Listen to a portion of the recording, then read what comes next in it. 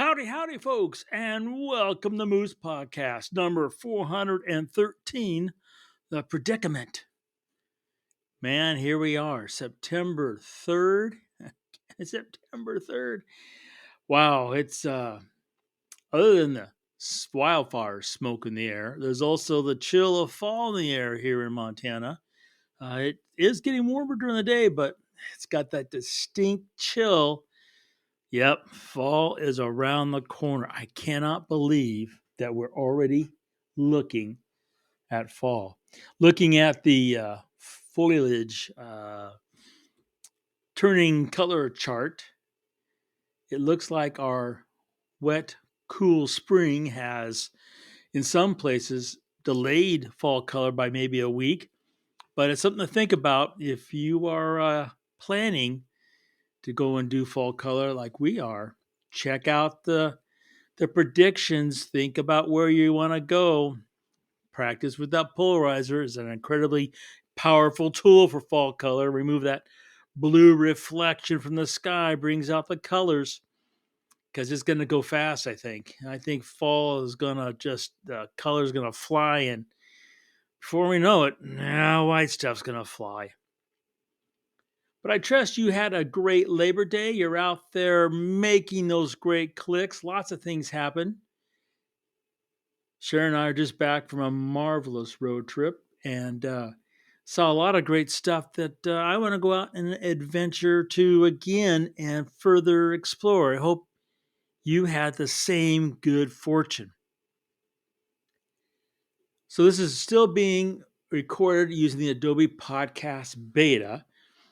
You will find the transcript there on the blog post for this podcast on our website. Spotify, as I mentioned before, is kind of up the game.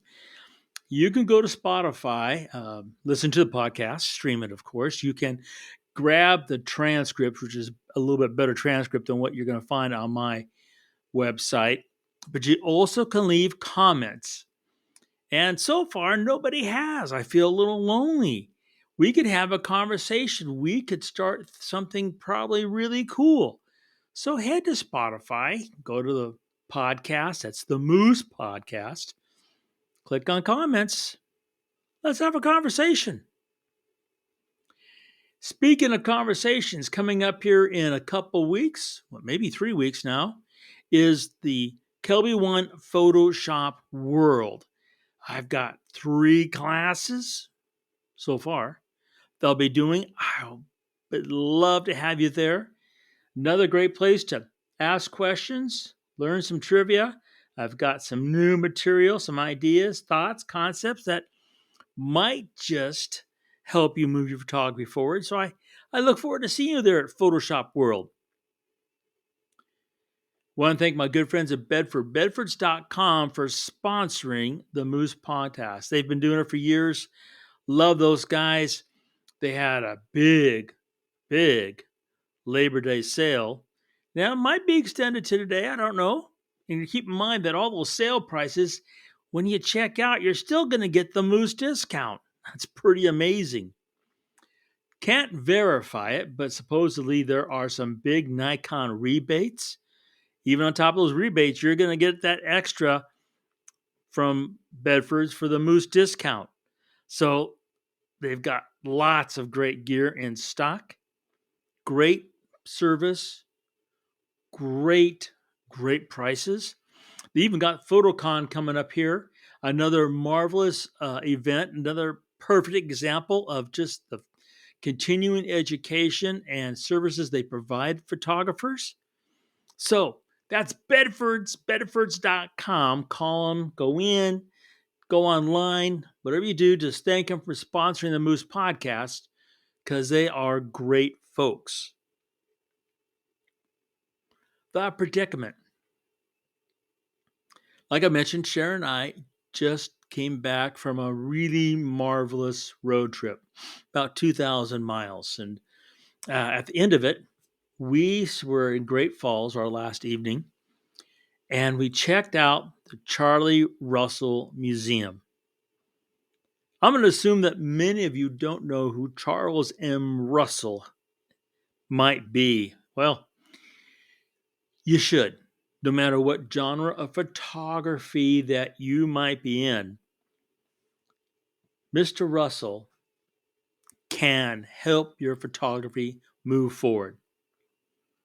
Now, he was born back in 1864, passed away in 1926. So, right off the bat, that might just really make you wonder why Mr. Russell is somebody you should know. It was interesting going to the exhibits.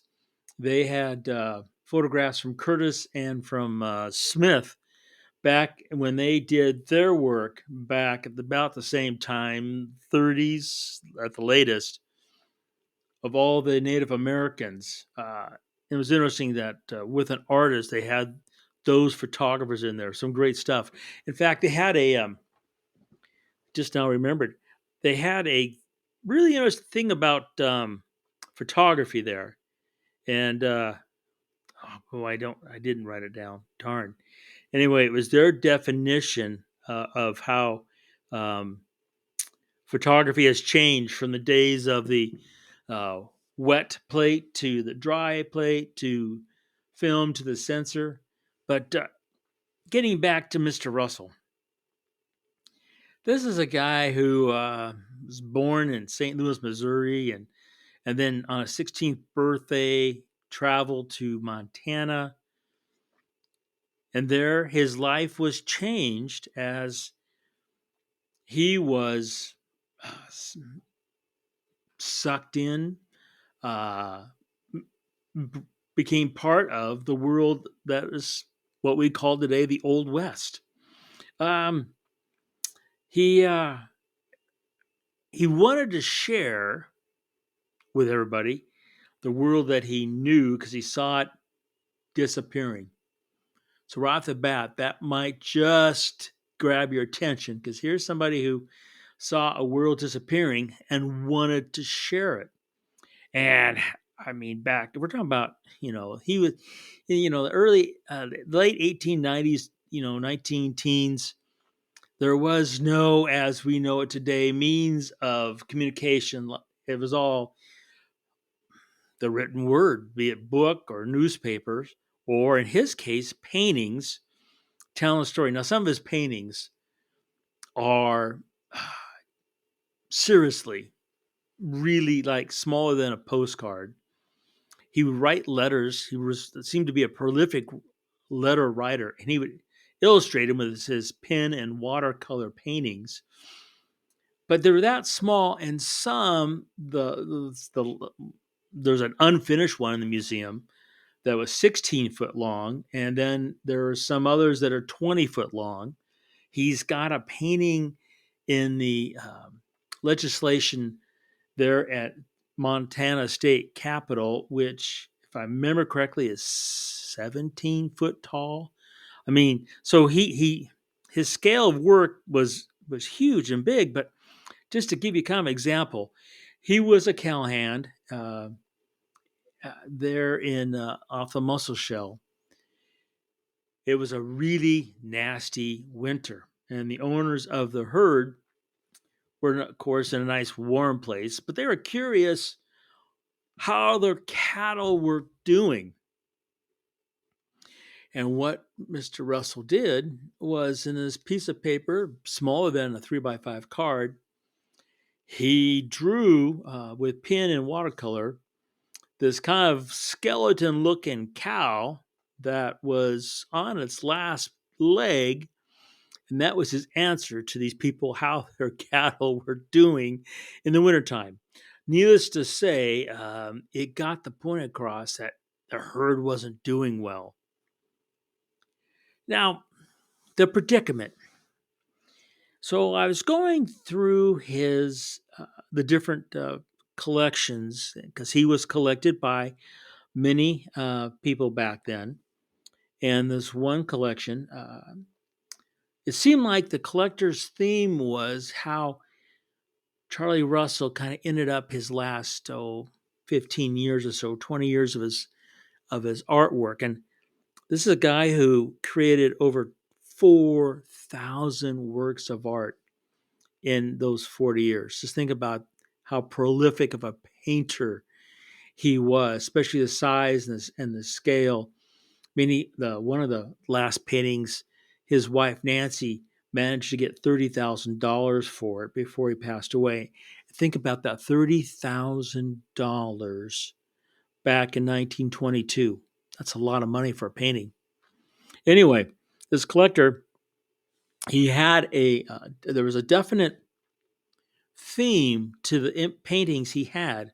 And don't worry, I'm going to get to your photography. Already am talking about your photography, my photography, our photography. But the theme that this collector had was what Charlie Russell's doing in majority of his paintings at the end, called and it was simply the predicament. And most paintings of the West, they're kind of romanticized, and of course Charlie's were as well. Some of them told stories. All of Charlie's told stories. But the one thing that, was really quite distinct was there was a predicament. So he's got one fun painting, and you can just Google Charlie Russell, and these paintings will come up so you can see them. And the title of the painting, Whose Meat? Seriously, Whose Meat? That's the title of the painting. And it's got to, make you curious what's going on. But what you've got is a sweeping vista, which is classic Charlie Russell. And then you have this cowboy, not a frontierman, cowboy. And he's got his Winchester by his side. He's holding the reins of his horse that's kind of bucking, and he's got his pack horse behind it. And you look in the direction that the cowboy is looking, and you can see a grizzly bear on its hind legs. It's staring, and between them, and a little bit down slope into the right corner, is a bighorn sheep ram that the cowboy had just shot. And so the title, Whose Meat? And it kind of comes back to the way that Charlie Russell painted, was the predicament. So all of his characters, and his characters could be one or two, or a whole tribe of Indians or cowboys or combination. There was a predicament going on in that scene. The predicament could be as simple as which card to put down if you're a gambling scene, to uh, uh, gunfight at a saloon, to one of the paintings that really got me. Uh, I don't remember the title, but basically it was a holdup of Big Nose in a stagecoach, and Charlie Russell would put his friends' faces in these paintings, and often he put himself in the painting at one point. But there was always a predicament. That was the way he told his story, and I was thinking, wow, wow, think about the way that me, like to tell our stories photographically. Is there's something that kind of a common thread? It could be action. It could be emotion. There's a lot of possibilities, and the one that, besides the predicament, that I really was fascinated by was Charlie Russell's evolution with light. Now, I started off, and it was kind of interesting. Didn't know this till I went to the museum, even though Sharon and I have been a Charlie Russell fan for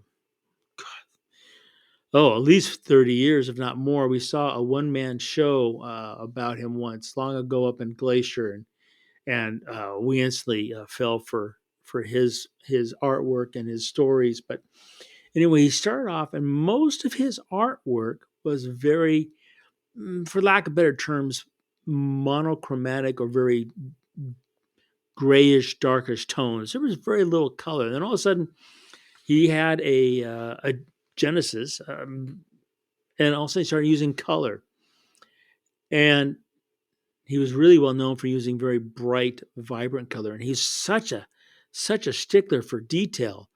I mean, if you look at his photographs, and I love the way that he did it, because he would arrange elements, and he talks about that, arranging elements. And people had a hard time talking about his stuff because they want to use the word composition. And he would start talking about arranging elements, and he would use color to move the eye around. But then he started this style, probably the last 15 years of his life, where the subject and the emotion in that predicament was being brought out in large part by light. There's a really a gorgeous painting, one of the first ones of this example, of a frontiersman coming up kind of out of a draw. And bison was there. He'd shot and pack horses. And Russell's really good. From about the waist down, you can easily see this plane of shadow going across, mostly in the foreground. Then you've got this last little rays of light going across the top of the frontiersman and going out to the far distance. And a lot of his scenes were based on where he was a cowboy and the muscle shell. And and they pointed that out. It was really well done in the exhibit, how he started using this technique of color and light to move the eye around the painting as he told a visual story. And I'm like, wow, this is like advanced photography lessons right here in these paintings. And yeah, he had the ability, and he was really good to paint as he saw this, but he had to see it to paint it, which is the same as with photography. You have to see it to photograph it, and you have to photograph it to see it. And the one thing that struck me as going through it was, he would incorporate the predicament, which, to turn a phrase, a lot of photographers feel like they're in a predicament when they put the camera to their eye. And I was just like, wow. So I just wanted to I was Ryan Seacrest. I don't know if you know who he is, but he just started game show host on Wheel of Fortune. That was it. Anyway, he was talking about, to calm his mind and energize himself, he walks across the street from where he films Wheel of Fortune to, I think it's the LA County Museum of Art. I think anyways, he goes to an art museum. And even though he's been there hundreds of times, he's on the board of directors.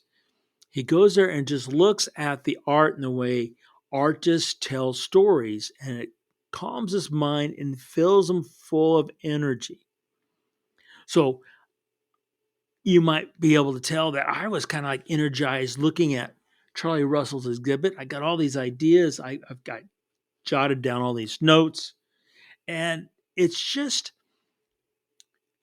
as we venture forward with the camera, we tend to make things a little bit more complicated rather than less complicated. We start looking for other ways to justify the way we do it rather than just saying that's who we are and accept it, and it's okay no matter what anybody else says. So I'm just encouraging you to go out and check out art. Go do a Google search on Charlie Russell. Look at his paintings. I think that you'll find that he was a pretty amazing communicator, even to this day and age. And it might just help the predicament. You folks have a absolutely marvelous week. Get yourself ready for fall. Mammals going to be coming out with their fall coats. We're going to have some gorgeous light. It's a marvelous time to be a photographer. And remember to make every click your memory.